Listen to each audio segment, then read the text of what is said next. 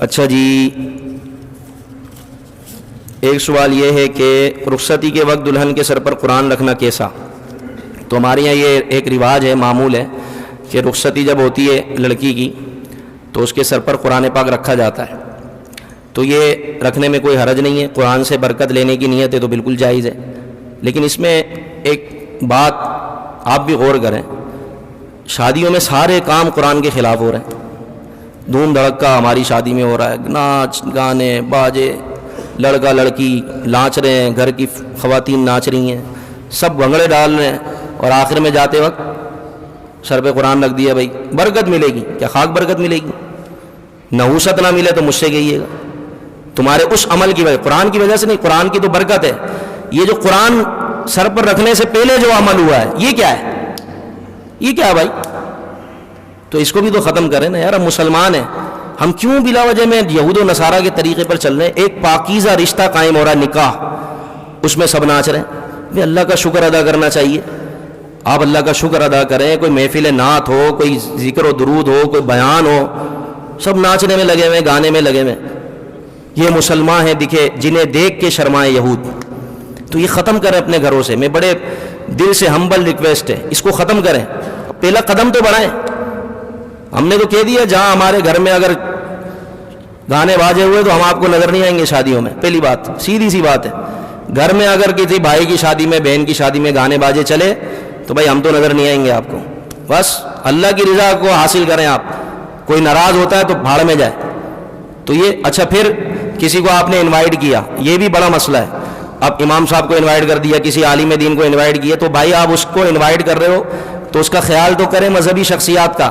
آپ نے اس کو اپنی دعوت میں تو انوائٹ کیا، گانے باجے چل رہے ہیں تو پھر اس کا بھی آپ اہتمام کریں.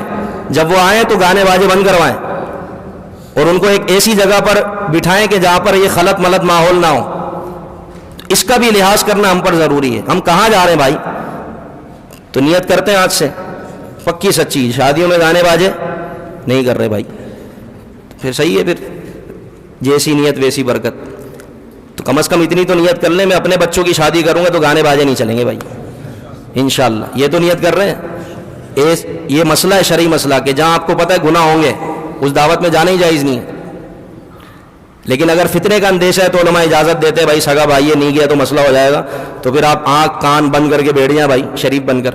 تو یہ وہ ایک مجبوری کی صورت میں. ورنہ مسئلہ یہ ہے جہاں آپ کو پتہ ہے گانے باجے ہیں، خلط ملط ماحول ہے، لڑکا لڑکی بیٹھے میں، وہاں جانے کی اجازت نہیں ہے شرعن، کیونکہ جائیں گے تو گناہ ہی ہوگا، اس کے سوا کیا ہوگا.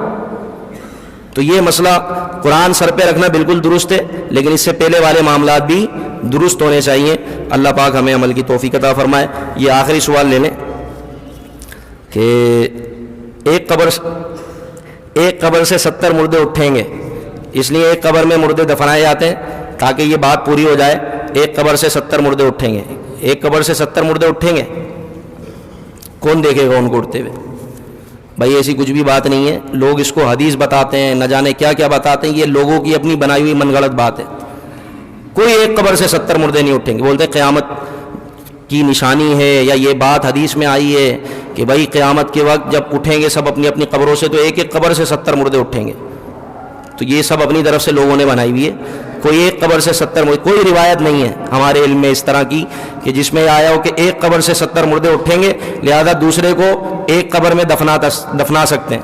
یعنی جو پہلے قبر بنی ہوئی اس میں دوسرے بندے کو بھی دفنا سکتے ہیں. تو یہ میں نے پہلے بھی مسئلہ بیان کیا تھا، جو پہلے سے قبر ہے موجود ہے، آپ کو پتہ یہ قبر ہے، تو اب اس میں دوسرے مردے کو دفنانے کی اجازت. اسی طرح والدہ کو والد صاحب کی قبر میں دفنانے کی اجازت نہیں ہے. بالکل بھی یہ ناجائز اور حرام ہے. کسی مسلمان کی قبر کو کھودنا، پاؤں رکھنے کی اجازت نہیں. آپ قبر کھودو گے اس کی، یہ تو عالم برزخ ہے، یہ تو پردے کا معاملہ ہے.